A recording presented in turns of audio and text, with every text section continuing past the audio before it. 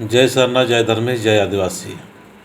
झंडा गाड़ी शाह सरना प्रार्थना सभा का आयोजन 20 अप्रैल 2022 दिन बुधवार को चेड़ी टुमरटोली कांके रांची में किया जा रहा है।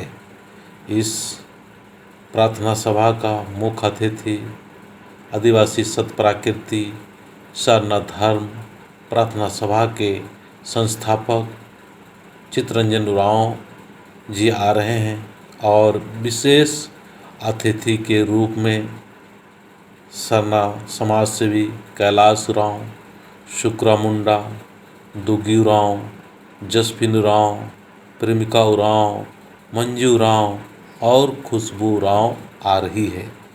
आप सभी से नम्र निवेदन है कि ज़रूर से ज़रूर आने का कोशिश करना। इस चेड़ी टुमरटोली कांके रांची में पहली बार इस प्रकार का आयोजन किया जा रहा है।